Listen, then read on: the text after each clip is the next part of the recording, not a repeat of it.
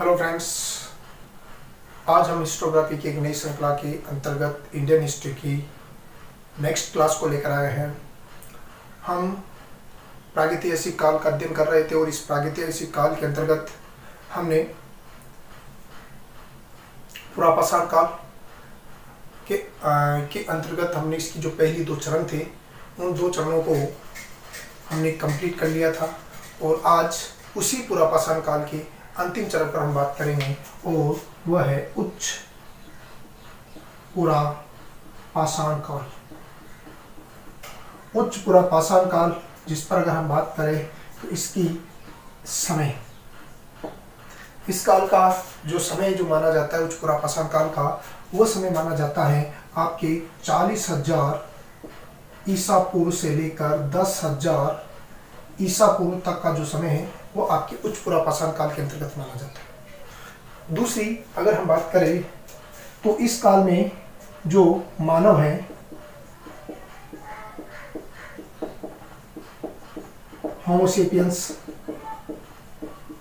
यानी कि जो बुद्धिमान मानव प्रजाति का जो मानव डेवलपमेंट का जो पहला और सबसे बुद्धिमान मानव माना जाता है वो होमो सेपियंस, और इस होमो सेपियंस जो आपके आता है उच्च पुरापाषाण काल में, यानी कि मानव का जो पूर्ण विकास, जो बौद्धिक विकास है वो होमो सेपियंस के रूप में हो चुका था। और अब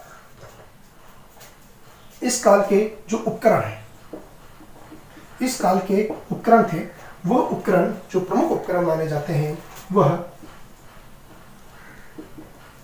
ब्लेड, ब्यूरिन, दांतेदार फलक और चाकू। यहां पर अगर हम बात करें उपकरणों की तो उपकरण में यहां पर 4 प्रमुख उपकरण माने जाते हैं और ये जो 4 उपकरण है वो ब्लेड, ब्यूरिन, दांतेदार फलक और चाकू। यहां पर अगर हम बात करें तो ये इस उपकरणों का जो निर्माण था वह चकमक पत्थर का, यानी कि इस काल में चकमक पत्थर की का प्रयोग शुरू हो चुका था और इस चकमक पत्थर का प्रयोग उपकरणों के रूप में प्रयोग इस उच्च पुरापाषाण काल की प्रमुख विशेषता मानी जाती है। अब यहाँ पर एक चीज देखी जाती है कि चकमक पत्थर के अलावा यहाँ पर सींगों प्लस हड्डियों से बने हुए उपकरण भी मिलते हैं, यानी कि हड्डियों से उपकरणों का निर्माण हो चुका था। आपके जो उत्तर प्रदेश में बेलन घाटी के इलाहाबाद के नजदीक एक जगह है लोहा दानला, और लोहा दानला में उपकरणों के अलावा यहां से मात्र देवी एक महिला की आकृति मिलती है जो हड्डी की बनी हुई। तो इस वजह से ये कहा जाता है कि यहाँ पर सींग और हड्डी से बने हुए उपकरण भी यहाँ से मिलने लगे थे, लेकिन मोस्ट ऑफ जो उपकरण मिलते हैं वो चकमक पत्थर के बने होते हैं। और 4 प्रकार के उपकरण यहाँ पर थे, ब्लेड, ब्यूरिन, दांतेदार फलक और चाकू। यहाँ पर ब्लेड प्रधान उपकरण था, प्रमुख उपकरण था, लेकिन इन दोनों की उपयोगिता की वजह से, ब्लेड और ब्यूरिन की सबसे अधिक उपयोगी होने की वजह से इस उच्च पुरापाषाण काल का एक नाम और दिया गया है और वह है ब्लेड ब्यूरिन संस्कृति। इस उपकरण को, इस काल को एक नया नाम भी दिया जाता है, ब्लेड ब्यूरिन संस्कृति। तो यहाँ पर एक आपका क्वेश्चन तैयार हो सकता है कि प्रागैतिहासिक काल का कौन सा चरण ब्लेड ब्यूरिन संस्कृति के नाम से जाना जाता है, तो वह आपके उच्च पुरापाषाण काल। और सामान्यतः अगर वो क्वेश्चन पूछता है कि होमो सेपियंस का उदय कौन से प्रागैतिहासिक काल के अंतर्गत माना जाता है, तो वह उच्च पुरापाषाण काल के अंतर्गत माना जाता है। तो इस तरीके से हमारी यहाँ पर उच्च पुरापाषाण काल के संदर्भ में एक सामान्य नॉलेज है, और इन सामान्य नॉलेज के बाद हम अब इसके क्षेत्र पर बात करते हैं। अगर हम इस उच्च पुरापाषाण काल की बात करें तो सबसे पहले इस उच्च पुरापाषाण काल के सबसे पहले और सर्वाधिक जो स्थल कहीं पर प्राप्त होते हैं विश्व के अंतर्गत, तो फ्रांस है। फ्रांस में उच्च पुरापाषाण काल के उपकरण सर्वाधिक प्राप्त हुए, और उसी के आधार पर यह कहा जाता है कि 4 प्रकार के मानव या 4 प्रकार की जो मानव प्रजाति के बारे में यहाँ पर जानकारी मिलती है, और वह थे पेरी ऑर्नेशियन। उसके बाद यहाँ पर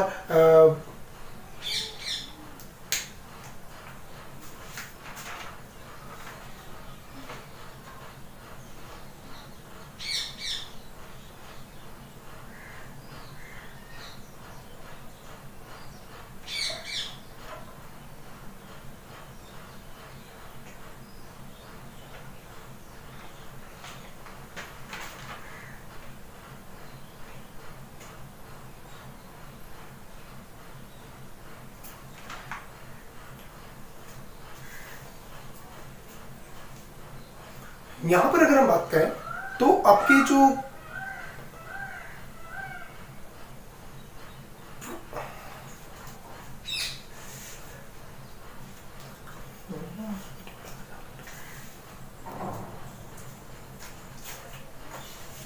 उच्च पुनर्पाषाण काल की ये सामान्य नॉलेज हमने यहाँ पर बात की। अब आगे हम बात करेंगे कि इस उच्च पुनर्पाषाण काल के प्रमुख स्थल कहाँ से प्राप्त हुए। अगर हम वर्ल्ड की क्राइटेरिया पर बात करें तो वर्ल्ड में सबसे ज़्यादा इस प्रकार के जो उपकरण हैं या इस काल के जो उपकरण हैं ये हमें कहाँ से प्राप्त होते हैं। और एक चीज़ जिस पर हमें थोड़ा अच्छा डिस्कस करना चाहिए और वो डिस्कस है कि ये जो आपका उच्च पुनर्पाषाण काल है इसकी किस तरीके की विशेषताएं थी। जनरली इस काल के जो उपकरण है वह हमें प्राप्त होते हैं गुफाओं से, आवासीय स्थलों से चित्रित जो उपकरण है उसके आधार पर हम अंदाजा लगाते हैं कि ये उच्च पुनर्पाषाण काल के अंतर्गत माने होते हैं के उपकरण माने जाते हैं या ये समय उच्च पुनर्पाषाण काल का माना जाता है। यानी कि आश्रय स्थलों पर रहने के साथ वहां पर चित्रण के रूप में उन उपकरणों को चित्रित किया जाता था और उसी आधार पर हम मानते थे कि यह उच्च पुनर्पाषाण काल का स्थल माना जाता है। और इस प्रकार के जो प्रसिद्ध स्थल है जिनका संबंध उच्च पुनर्पाषाण काल से था वह आपके दक्षिण पश्चिम फ्रांस में सर्वाधिक मिले हैं। और दक्षिण पश्चिमी जो फ्रांस है वहां से इस उच्च पुनर्पाषाण काल के प्रसिद्ध स्थल प्राप्त होते हैं। और इसके आधार पर 4 प्रकार की संस्कृतियां उच्च पुनर्पाषाण काल में 4 प्रकार की संस्कृतियों के बारे में बात की गई। पहली ओनेदियन संस्कृति मानी जाती है। दूसरी अगर हम इसे लिखें तो देखते हैं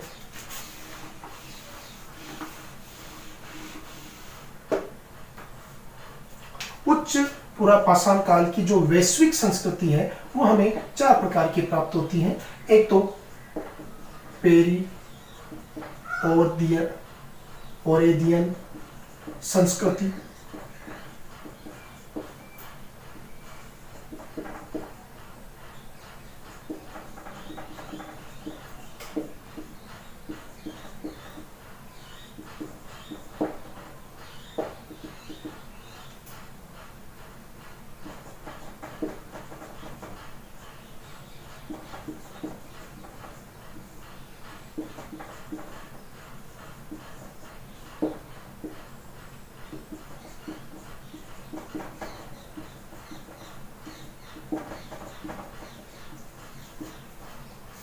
अगर हम उच्च पुनर्पाषाण काल की बात करें तो उच्च पुनर्पाषाण काल की जो हमें प्राप्ति होती है या जो उच्च पुनर्पाषाण काल के जो स्थल है उनकी पहचान ये प्राप्त होती है कि वहाँ पर जो आश्रय स्थल है या जो गुफा है उन गुफाओं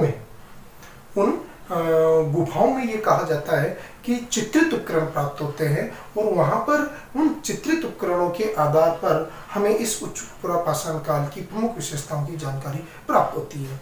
और इस प्रकार के जो स्थल है सर्वाधिक जो हमें प्राप्त होते हैं वो दक्षिण पश्चिमी फ्रांस से प्राप्त होते हैं। तो उच्च पुनर्पाषाण काल के जो प्रसिद्ध स्थल है वो कहाँ पे हैं आपके फ्रांस में। और उसी के आधार पर ये कहा जाता है कि वैश्विक स्तर पर उच्च पुनर्पाषाण काल में 4 प्रकार की संस्कृति की बात कही गई है। एक तो पेरी ओरिदियन संस्कृति, एक मानी जाती है ऑर्नेशियन संस्कृति, सोल्यूट्रियन संस्कृति और मैगडालियन संस्कृति। ये 4 प्रकार की संस्कृतियों का संबंध उच्च पुनर्पाषाण काल से रहा है। और ये चारों जो संस्कृतियां हैं वो आपके फ्रांस से प्राप्त होती है, दक्षिण पश्चिमी फ्रांस के हिस्से से। तो ये आपके वैश्विक स्तर पर बात करते हैं। लेकिन हम अगर बात करें भारत के स्तर पर, भारत में उच्च पुनर्पाषाण काल के जो स्तर है वो कहाँ से, उच्च पुनर्पाषाण काल के स्तर हमें कहाँ से प्राप्त होते हैं। तो वहां पर अगर हम बात करें तो अफगानिस्तान के संगाव पहाड़ियां, ये जो रिवात क्षेत्र है उस रिवात क्षेत्र से हमें उच्च पुनर्पाषाण काल के कुछ साक्ष्य मिले हैं। लेकिन अगर हम प्रमुख रूप से बात करें तो ये कहा जाता है कि उस पर बात की जाए तो सबसे पहले आता है आपका उत्तर प्रदेश, यूपी में आपको 2 स्थल प्राप्त होते हैं। बेलन घाटी, इलाहाबाद बेलन घाटी क्षेत्र में आपको 2 स्थल प्राप्त होंगे। एक तो प्राप्त होगा आपके चौपानी मांडू, और एक लोहा दागला। 2 स्थल आपको यहाँ से प्राप्त होते हैं। अब ये 2 स्थल है तो ये क्या क्या चीजें प्राप्त होती हैं। चौपानी मांडू एक ऐसा स्थल है जहां से उच्च पुनर्पाषाण काल से लेकर नवपाषाण काल तक का एक विशिष्ट क्रम प्राप्त हुआ। तो यहाँ पर आप ये कह सकते हो कि जो चौपानी पांडु है ये उच्च पूरा पाषाण काल से लेकर इसका संबंध नव पाषाण काल से तक था, नव पाषाण काल तक था। उसका एक विशिष्ट क्रम हमें चौपानी पांडु से प्राप्त हुआ। ये ज्यादा हमारे लिए इतना महत्वपूर्ण नहीं हो, लेकिन लोहा दांडा के संदर्भ में हम बात करेंगे। यहां से हड्डी से बनी हुई,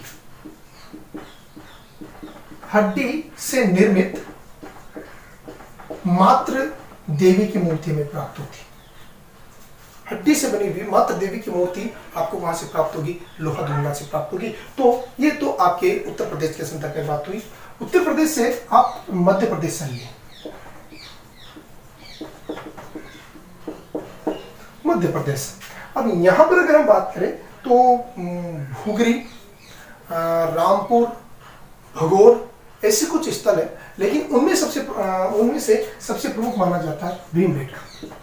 हम इस भीमबेटका की एक अलग ही क्लास लेंगे, एक क्लास होगी, अपनी एक वीडियो होगी जो पूरी की पूरी भीमबेटका पर और इसकी जो फोटोज है उस फोटोज पर डिपेंड होगी। और हम यहाँ केवल एक बात करेंगे कि जो भीमबेटका की गुफा है, इन भीमबेटका की गुफाओं में भी उच्च पुरापाषाण काल के चित्रों या शिलाश्रयों के बारे में हमें जानकारी मिलती है।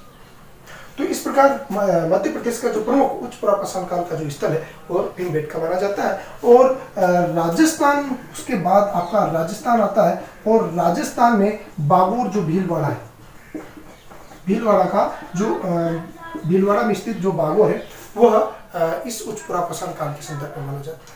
उसके बाद आप नीचे महाराष्ट्र में जाइए। महाराष्ट्र में पटने, भदणे और इनामगांव, ये तीन स्थल है जहां से हमें उच्च पुरापाषाण काल के साक्ष्य प्राप्त होते हैं। यहां पर अगर बात की जाए, जो आपका महाराष्ट्र से प्राप्त भदणे है, पटने, यहां पर एक विशिष्ट चीज प्राप्त होती है। ये कहा जाता है कि एक चीज यहाँ पर भारत में के संदर्भ में प्राप्त होती है कि उच्च पुरापाषाण काल में भारत में शुतुरमुर्ग पाए जाते थे। उच्च पुरापाषाण काल में भारत में शुतुरमुर्ग पाए जाते थे, और इसका जो हमें साक्ष्य देगा पटने, पटने से शुतुरमुर्ग के साक्ष्य प्राप्त होते हैं।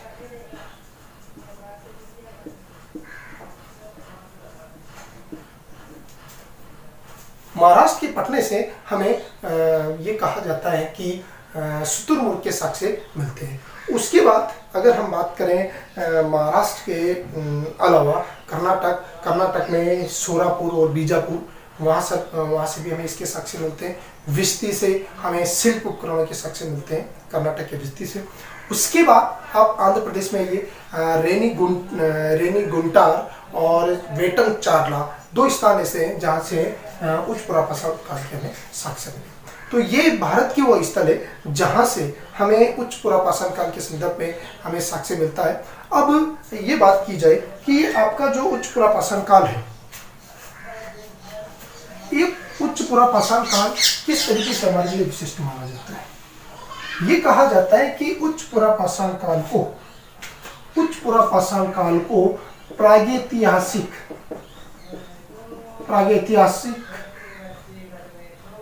के काल का, प्रागैतिहासिक काल में कला का स्वर्ण काल कहा जाता है। यानी कि ये कहा जाता है कि आर्ट जो डेवलप हुई है प्रागैतिहासिक काल में, वो कहाँ पे कब प्राप्त हुई आपके उच्च पुरापाषाण काल में।